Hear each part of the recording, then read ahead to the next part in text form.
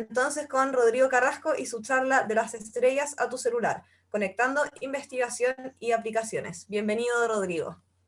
Muchas gracias por la invitación, Rosmarie, y a Peter también, que fue el que me invitó. Entonces, mira, la idea de esta presentación es un poco abrir un poco la conversación, a mostrar algunas de las cosas que estamos haciendo desde el área de investigación de operaciones y cómo se conectan con el campo de la astronomía y al revés, cómo ese desarrollo nos traen de vuelta a poder desarrollar cosas que sirven en contextos bien distintos respecto de ese. ¿Ya? Es un poco la idea de la presentación.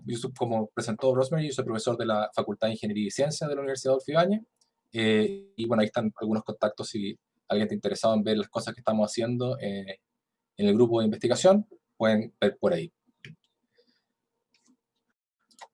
A ver, parto con esta pregunta, ¿no es cierto? ¿En qué se parece un cuervo a un escritorio? Me imagino que más de alguien de los que está viendo la ha escuchado. Es una cita de Alicia en el País de las Maravillas, que se le hace el sombrero loco a Alicia.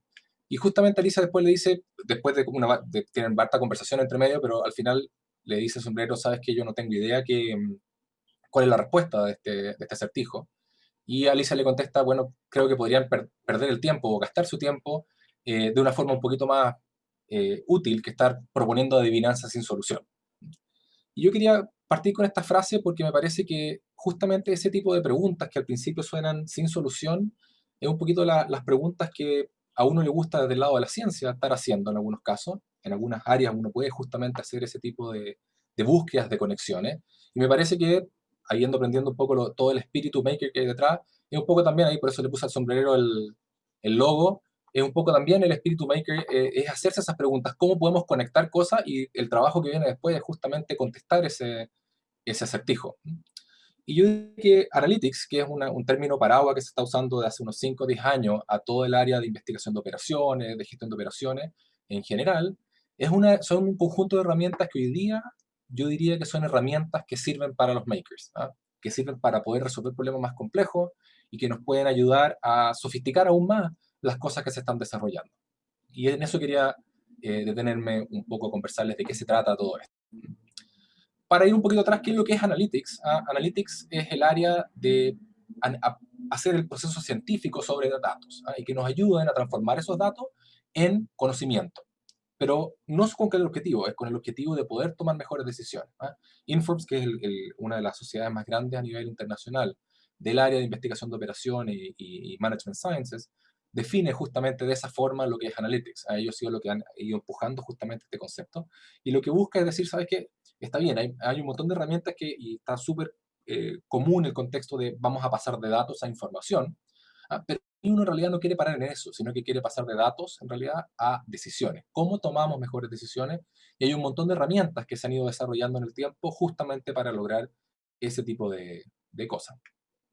Y de hecho Analytics hay como 3 niveles principales que nos llevan desde lo que se podría llamar retrospección, que es algo bastante común y que se ocupa hoy día en las empresas, a algo mucho más sofisticado que es lo que es prescriptivo, que es la previsión. Y cada una de estas diferentes niveles va construyendo sobre el anterior. La analítica descriptiva básicamente contesta qué es lo que está pasando. Muchos de ustedes probablemente, quizás aquellos que están en la empresa, han visto estos dashboards que de repente se arman o de inteligencia de negocio que se llaman los business intelligence, se trata de agarrar muchos datos y tratar de darle un poco sentido a esa información. ¿A qué es lo que está ocurriendo hoy día en la empresa o en la organización, la cosa que estamos estudiando? El siguiente nivel, después de eso, es lo que se llama la analítica predictiva. En ella lo que estamos tratando de hacer es decir, bueno, ya tengo todo este montón de datos, ¿cómo puedo predecir qué es lo que viene después?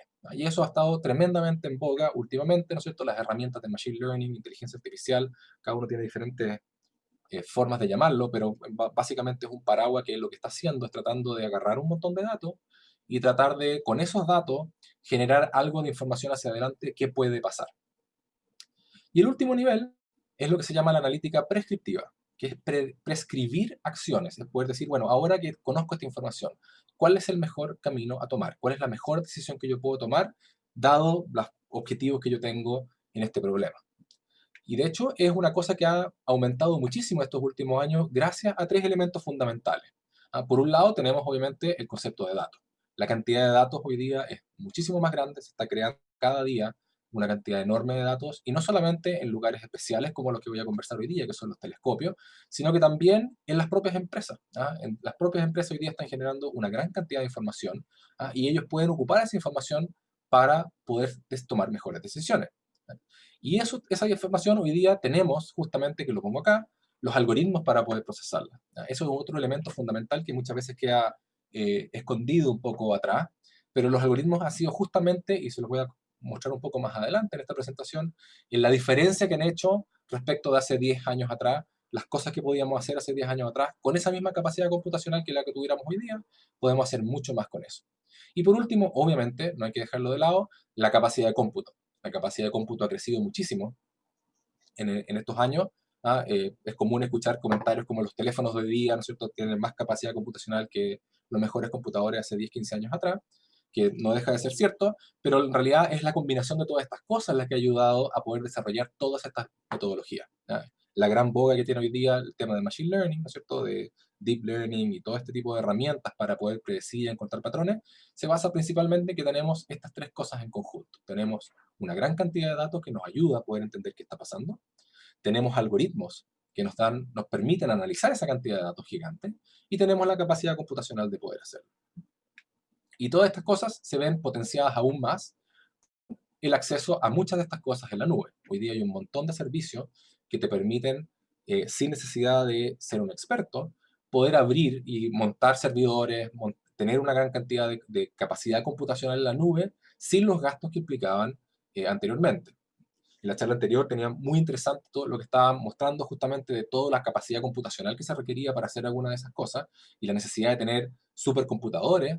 Y hoy día, no necesariamente un supercomputador del nivel de que se necesita para alguno de esos modelos, pero sí computadores bastante sofisticados con una gran cantidad de capacidad de cómputo están disponibles en la punta de los dedos si uno tiene la forma de poder conectarse a estos servicios web y no tiene los costos que requerían antiguamente el tener un HPC ¿no es cierto?, estacionado en la oficina de uno con todos los consumos y cosas que implica. Y todo esto, ustedes hoy día, todos estos niveles de analytics, ustedes lo tienen en la punta de sus dedos. Hoy día, esto es un ejemplo de Google Maps. Cualquiera de ustedes probablemente puede acceder a este tipo de plataformas en su teléfono. Y aquí ustedes ya están viendo esos tres niveles de analytics que yo les comentaba.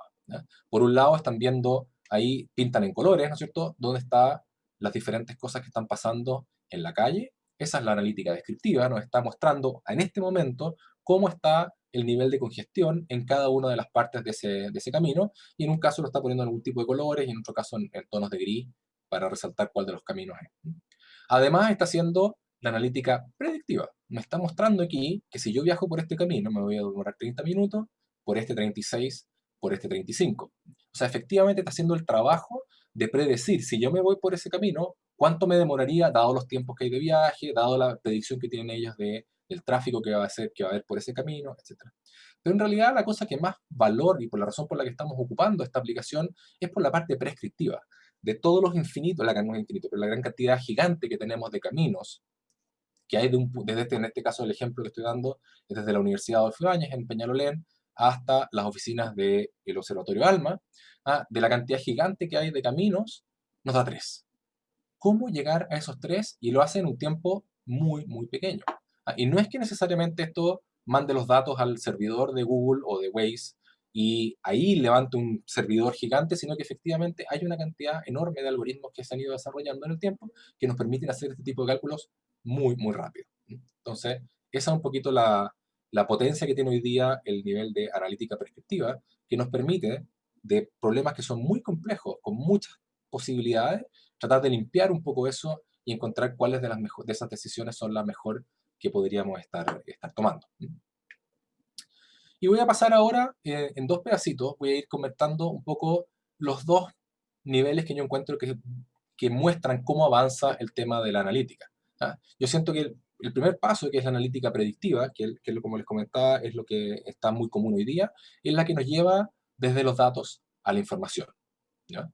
Y esa hemos estado haciendo justamente, les voy a mostrar algunos ejemplos de cosas que hemos estado haciendo nosotros hoy día en los grupos de investigación, en el equipo de investigación de operaciones de la Universidad de Ibáñez, haciendo justamente este tipo de analítica. En este caso, lo que hemos estado haciendo es una colaboración con el radiotelescopio ALMA, donde lo que estamos tratando de desarrollar herramientas que le ayuden a ellos a tomar mejores decisiones en el área particular de mantenimiento. Ahí hay una foto de las antenas que ellos tienen en el Valle de Chacrator, está a 5.200 metros sobre el nivel del mar, así que un lugar muy agreste, muy difícil de acceder, ¿ah?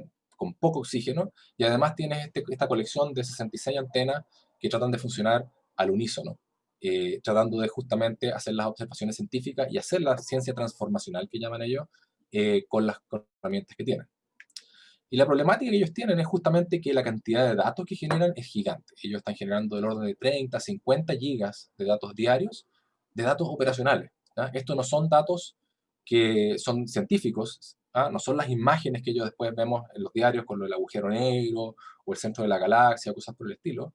¿Ah? Son datos operacionales de ellos. ¿Ah? Son alrededor de 133, me parece, 1000 puntos de monitoreo que están midiendo corrientes, voltaje, temperatura, ¿ah? Diferentes datos dentro de cada una de estas antenas, están siendo guardados de forma muy eficiente por ello, pero no hay suficientes ojos para revisar todo eso. Y justamente lo que ellos querían poder hacer es empezar a analizar esos datos para poder encontrar de ahí información que les fuera útil para tomar decisiones. Y automáticamente el problema de usar analítica descriptiva, que es lo que se ocupa muy general, les queda corto de inmediato. El hecho de que tengamos esta cantidad de datos y esta cantidad de activos, o sea, son 66 antenas, así que si yo quisiera simplemente graficar una corriente, automáticamente tengo 66 gráficos.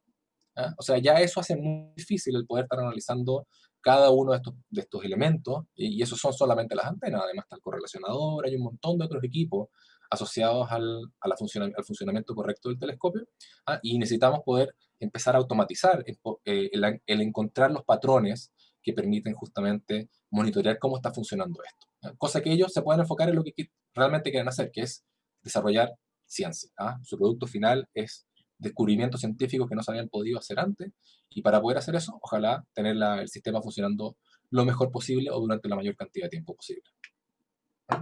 ¿Qué es lo que la detección y diagnóstico de falla? Es básicamente el ser capaces de poder desarrollar herramientas de monitoreo continuo que aprovechen estos datos y vayan identificando dónde están ocurriendo los problemas. Y estas fallas pueden venir de muchas múltiples lugares, pueden ser los parámetros del problema, ¿no es cierto? Nos equivocamos nosotros en los volúmenes, masas, los niveles de fricción que hay en las diferentes cosas, van cambiando en el tiempo también.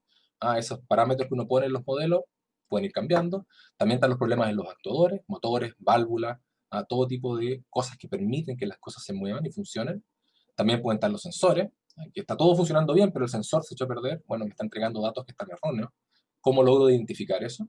Y por último también están los temas de perturbación, si hay ruidos, vibraciones y cosas por el estilo, obviamente generan movimientos, generan cambios en las variables que uno está midiendo, y uno podría pensar que están las cosas fallando y son simplemente perturbaciones externas, un viento que está moviendo y haciendo vibrar más las antenas. No es que el motor de la antena esté fallando, sino que efectivamente el viento está haciendo que vibre. ¿Cómo identificamos esas dos situaciones en forma distinta?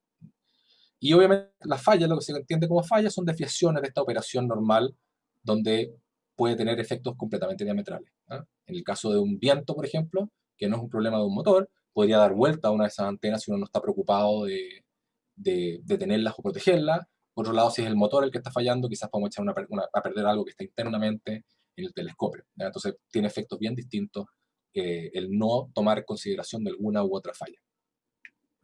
Y ahí les voy a mostrar un ejemplo. Esto lo partimos haciendo el 2015, de hecho, y hemos desarrollado un montón de herramientas adicionales a esto. Esta es una falla degenerativa que fueron identificando los ingenieros del radiotelescopio en una de las partes. Son miles de piezas internas. En una de ellas estaban viendo que se empezaba a decaer una corriente que generaba pérdida en la posibilidad de tener buenas observaciones científicas después, o que implicaban mucho procesamiento posteriormente de los datos para poder efectivamente sacar esa imagen que andaban buscando.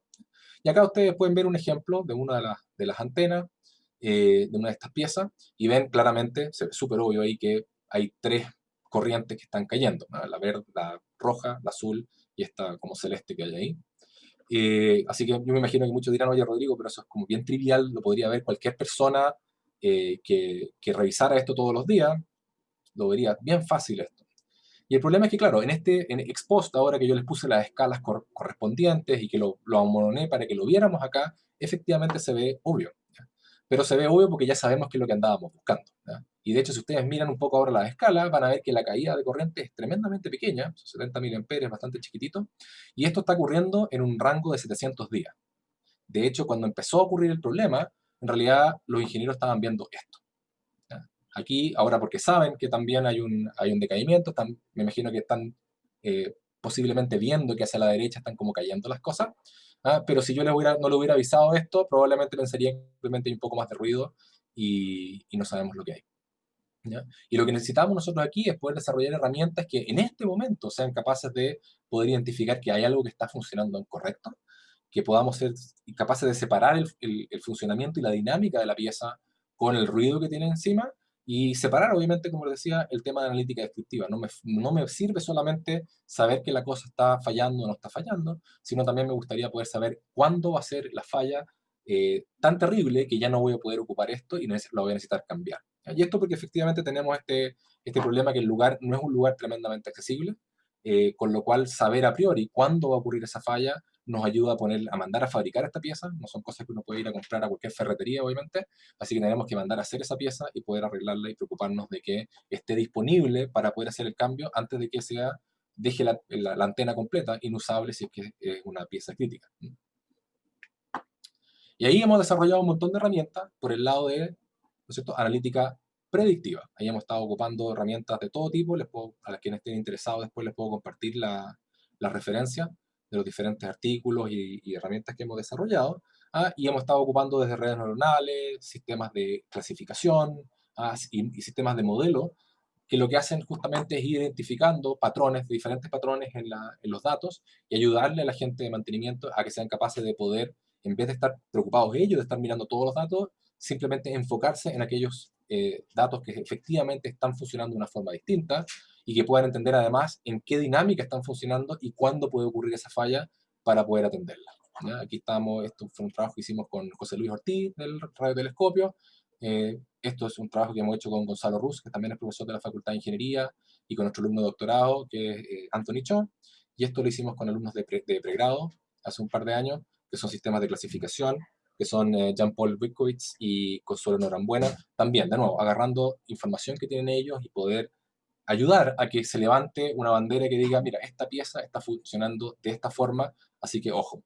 Y eso ayuda un montón, porque si tenemos 133.000 puntos de monitoreo y esto nos ayuda a reducir y a poner el foco en las cosas importantes, nos ayuda un montón a poder ponerle justamente el trabajo a lo que se necesita. Y de hecho hoy día tenemos un montón de herramientas solamente para este problema en particular. Ya tenemos herramientas que permiten identificar entre 2 y 15 meses antes de que ocurra la falla, identifican la falla y un montón de ejemplos históricos. Y tenemos acá, de hecho, un sistema de monitoreo que ha ido construyendo José Luis con los diferentes algoritmos que hemos ido desarrollando, que les permite a ellos incluso conectarse a Twitter y le llega un tweet al equipo de mantenimiento diciendo, oye, esta cosa está fallando o este es el algoritmo que se activó para poder que ellos puedan ir a revisar efectivamente y hacer los cambios cuando corresponda, porque les está avisando no solamente que hay algo que está extraño, sino que además qué es lo que, cuándo eso extraño va a generar problemas dramáticos en el funcionamiento del sistema. Así que eso es un poquito lo que les quería contar desde el punto de vista de pasar de datos a información.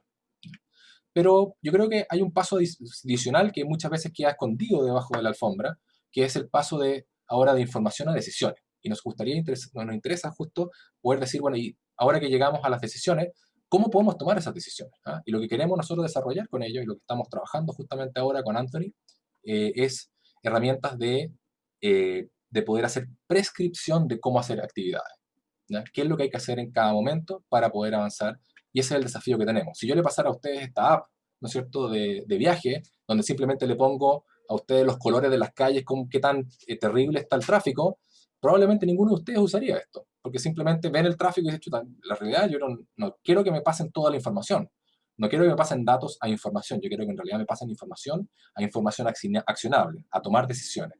Y por eso mismo nosotros buscamos estas aplicaciones que nos dan 2 o 3 caminos, y no que simplemente nos hagan un mapa descriptivo o me predican todos los posibles tiempos de viaje en cada parte, ¿no?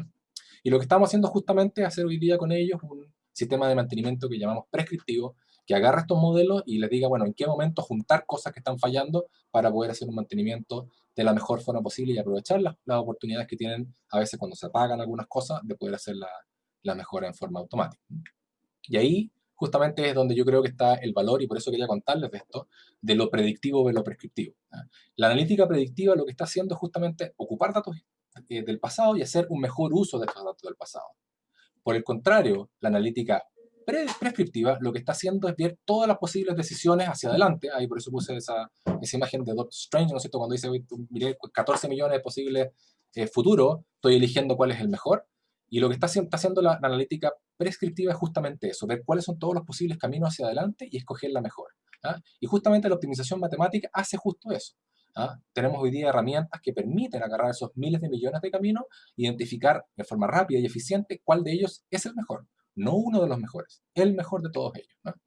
Y esto del área de investigación de operaciones es un área, bueno, aquí hay un mapa bien bonito que hizo Dominic Willem, que lo hizo del área de las matemáticas, y investigación de operaciones es un área de las matemáticas aplicadas, que está por acá, donde se combinan cosas desde optimización matemática, ingeniería financiera, estadística, ciencias de la computación, machine learning, teoría de juego, todo eso combinado para desarrollar herramientas que ayuden a la toma de decisiones.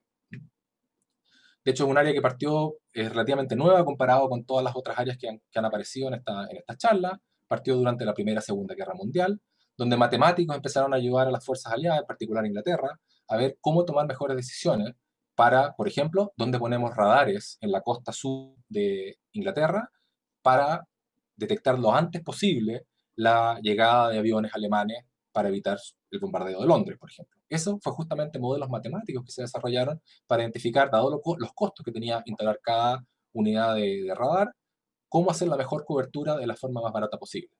Y desde entonces, y de hecho por eso se llama investigación de operaciones, la parte operaciones viene de operaciones militares.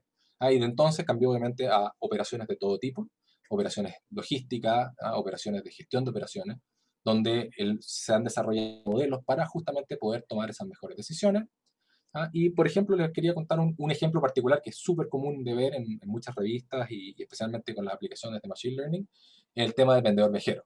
Es un problema bien estándar, que es, bueno, si yo tengo un montón de clientes, ¿en qué orden los atiendo para hacerlo lo más rápido posible? O sea, la mejor distancia de poder hacerlo. Suena como un problema bastante fácil quizás de poder resolver.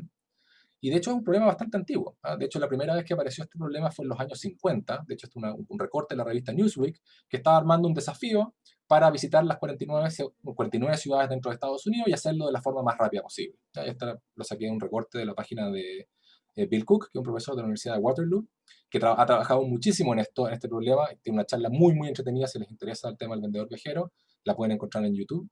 La charla que hizo para la conferencia de Euro del año pasado o antepasado. Y es muy entretenida porque él, además de ser muy entretenido, lleva muchos años trabajando en esto, así que conoce todas las diferentes versiones de esto. Pero bueno, aquí está el problema en particular, cómo conectamos eso, y hicieron este desafío. Y como ven ahí, fíjese, visitar estas 50 ciudades, dice, tiene 10 elevado a 62 posibles itinerarios. O sea, la cantidad de itinerarios es un 1, ¿cierto? Con 62 ceros. Esa es la cantidad de miles de millones de itinerarios posibles que hay de combinación de cosas. Y eso pareciese que fuera tremendamente difícil poder resolver esto, porque son cientos de miles de millones de posibles combinaciones. ¿Cómo elijo entre ellas? ¿Cómo siquiera busco entre ellas? Y ahí está un poquito la trampa cuando uno escucha de esta cantidad de miles de millones de decisiones, porque lo que ocurre es que en realidad, si uno sabe cuál es la estructura que tiene por atrás el problema y la sabe modelar correctamente, uno en realidad no revisa esos mil millones de combinaciones. Uno sabe cuál es la forma de buscarlo, y de hecho las primeras personas que lo hicieron fueron George Danzig, que fue el inventor del algoritmo simplex, Ray Fulkerson y Selmer Johnson, fueron tres investigadores que trabajaban en Rand Corporation, una organización que ha desarrollado un montón de temas tecnológicos, aunque es poco conocida la gente que no está en el área, pero ellos tres desarrollaron y han sido padres de un montón de algoritmos que hoy día se ocupan de viajes más cortos y cosas por el estilo, y ellos justamente atacaron este problema, de nuevo, en los años 50, agarrando este problema, y no solamente encontraron una solución factible dentro de estas 10 elevado a 62 posibles rutas, sino que encontraron la mejor ruta, demostraron que no hay ninguna mejor que la que habían encontrado y lo hicieron a mano. No lo hicieron con computadores, no hubo un cálculo de miles de millones de opciones, sino que efectivamente fueron capaces de demostrar matemáticamente que la solución que estaban entregando era la mejor posible de todas ellas, y esas son las herramientas que se han ido creando, y por eso tienen esa potencia. Obviamente requieren de una capacidad computacional en algunos casos, pero como pueden ver en este ejemplo, lo hicieron a mano esta resolución para este caso, donde no tuvieron que obviamente a mano revisar 10 elevado a 62 posibilidades, sino que lo pudieron demostrar mucho más efectivamente. Y de hecho les muestro aquí, hoy día, ese mismo problema, ustedes lo pueden resolver en un teléfono. ¿Ya? Y ahí está, no nos vamos a demorar 10 elevado a 64 años ni nada por el estilo, para que no se asuste Rosemary, que ya prendió la cámara. No va a demorar eso, pero fíjense ahí que en estos pocos segundos, en un teléfono, en un iPhone, que ustedes pueden bajar la aplicación, está disponible, se llama Concord, ahí está, resuelto. Ahí está el problema de 50 ciudades resuelto en unos pocos segundos, y este video está sacando slides cada 2 segundos y agrandándolo, así que se demora la mitad de lo que está mostrando este video. Así que es tremendamente eficiente lo que tenemos hoy día y corre directamente en el teléfono. No es que mande los datos a un servidor y el servidor lo corra por ustedes, sino que directamente en el teléfono ustedes pueden resolver ese problema que el año 54 era un desafío, ¿no es cierto? Y la razón es por esto. Aquí les muestro un ejemplo. Si bien los computadores estos últimos 15 años han aumentado muchísimo su poder, y la estimación es del orden de 1600 veces, desde el punto de vista de los algoritmos que hemos estado desarrollando, y muchos colegas en la universidad con el que trabajamos y desarrollamos este tipo de cosas, han aumentado del orden de 3300 veces. Y lo que muestro acá abajo, que es un trabajo que hizo Robert Bixby, que también es una persona que trabaja un montón en el área de optimización entera, muestra la mejora versión a versión de uno de los principales solvers de optimización entera, que es Gurobi y Simplex, los dos. Simplex de IBM, Gurobi es de ellos, donde va mostrando las mejoras en un mismo computador, cómo ha ido creciendo año a año, y de ahí viene ese 3300, que multiplicada las dos cosas juntas, ¿no es cierto?, nos da del orden de que somos hoy día capaces de resolver del orden de 5 millones de veces problemas más grandes, más complejos, más difíciles. ¿Ya? Y es esa capacidad computacional, esa mezcla de no solamente tener más datos y tener más computadores, sino que tener algoritmos mucho más inteligentes desde el punto de vista de cómo analizar los problemas, lo que nos ha permitido justamente hacer esto. ¿Ya? Y para cerrar, mi epílogo, volviendo al acertijo del sombrerero, porque era importante yo partir con esa pregunta, que les decía, era, porque en realidad cuando uno trabaja en esta área, que es un área de modelamiento matemático, de poder agarrar problemas de decisión, uno se da cuenta que en realidad esta pregunta del sombrerero no era tan loca. Porque en realidad uno, bueno, no pregunta necesariamente el cuervo y el escritorio, pero quizás, oye, ¿en qué se parece un radiotelescopio y una viña?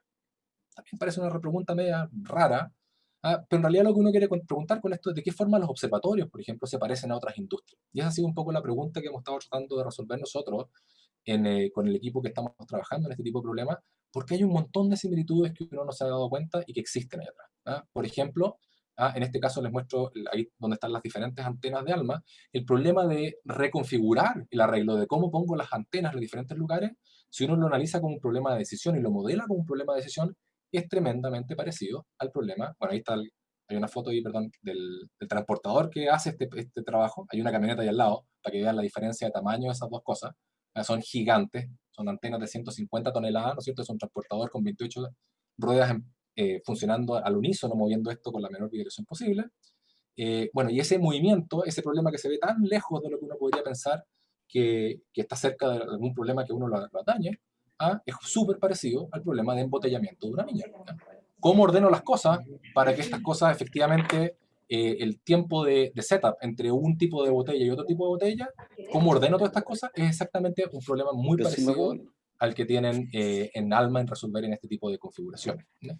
Y así como ese, hay un montón de otros problemas, como por ejemplo cómo procesamos las cosas en los servidores, es súper parecido a cómo dividiríamos la gente que está siendo atendida en una cola para poder atenderlas a todas ellas lo más rápido posible y que esperen lo menos posible. Algo tremendamente importante ahora con los temas de COVID, que queremos que la gente ojalá esté lo menos posible metida en algún lugar encerrado. Bueno, ese tipo de modelos de cómo paso cosas por un servidor es tremendamente parecido al problema de cómo atiendo personas en una tienda o cómo atiendo personas en un servicio al cliente. Y el desarrollar ese tipo de algoritmos al otro lado, y por eso decía yo que por qué es tan importante desarrollarlos en los telescopios, es porque justamente ahora que las industrias están cada vez generando más datos y están aumentando su automatización y sensorización, justamente nos ayudan a poder tener problemas que son muy parecidos, y las cosas que podemos desarrollar en el área de telescopio, que tienen datos de muy buena calidad, que están son abiertos muchas veces y podemos trabajar sobre ellos, nos pueden ayudar a desarrollar capacidades para poder atacar esos otros problemas. ¿No? Y ahí pongo un ejemplo, hay un libro súper bueno que se llama Competing in the Age of AI, donde justamente hablan de la importancia que tiene el tener estos datos públicos que nos permiten generar algoritmos que nos puedan ayudar a resolver muchos de estos problemas. ¿Y en qué se parece el cuervo al escritorio, para cerrar? En que justamente la mezcla de estos datos, algoritmos y capacidad de cómputo es donde se parecen estas dos cosas, estos temas que estamos resolviendo en telescopio y temas en industria, se parecen un montón, y estos desarrollos y modelos que estamos haciendo, creemos nosotros, y ojalá más se sumen a hacer este tipo de cosas, nos ayudan a poder desarrollar cosas, tener una ventaja competitiva en el futuro, y los que tengan curiosidad e ideas para poder aprovechar esos datos, los van a justamente hacer la diferencia, y ahí creo yo que justamente donde se conecta con la actitud maker, ¿no es cierto?, de toda esta gente que está interesada en poder resolver problemas y poder atacarlos. Y para cerrar, los dejo con un desafío desde el Data Observatory, donde también trabajamos nosotros en la Facultad de Ingeniería con SAF, que es el servicio fotogramétrico de la FACH. Tenemos una hackathon que partió hace poco, partió el lunes. Ahí les dejo el link por si acaso están interesados. Y el objetivo de esto es justamente aprovechar la cantidad gigante que tenemos de datos. En este caso van a poder ocupar el DataCube que hemos ido armando con datos satelitales de Landsat, más toda la información que tienen ellos de FASAT y de datos de vuelos en algunas partes de Chile, donde pueden ustedes, el objetivo de esto es que puedan desarrollar herramientas ustedes mismos para mitigar los efectos del cambio climático usando estas imágenes satelitales, ¿ya? Así que aquellos que les interese este tipo de temas, están cordialmente invitados a participar, se meten a ese sitio, pueden registrarse, y tenemos un panel súper entretenido el 18 de noviembre, ya tenemos confirmado a Tom Soderstrom de JPL, del Jet Propulsion Lab de NASA, que justamente que ya no está ahí, ahora está en AWS, en Amazon, y va a dar una charla justamente de cómo han ellos usado datos satelitales para tomar decisiones y cosas por el estilo, ¿no? Así que esa es mi presentación. Perfecto. Muchísimas gracias, Rodrigo, por tu presentación y por darnos tiempo también para la Feria Maker Weekend Viña. Tenemos una pregunta de un maker. Adrián pregunta, ¿se puede acceder a datos, imágenes, señales de radio para realizar análisis de ciencias de datos? Supongo que lo pregunta como cuáles son los bancos quizás de datos. Hay algunos, o sea, hay diferentes tipos de datos, ¿ah? En los casos de los telescopios tienen datos de ciencia, donde justamente esa información está disponible gratis. Ustedes se meten en los diferentes repositorios, porque los datos son públicos una vez que pasa el tiempo de limitación que pidió la persona que hizo la petición científica. Después de un año, por ejemplo, en el caso de ALMA, quedan disponibles al público y la gente puede hacer ciencia justamente sobre eso sin ningún problema, y ahí pueden volverse locos analizando datos para poder hacer este tipo de cosas. En el caso de la hackathon, vamos a dejar un montón de datos satelitales públicos, por ejemplo, y la gente va a poder hacer análisis sobre eso. Así que hay un montón de oportunidades justamente para hacer ese tipo de cosas.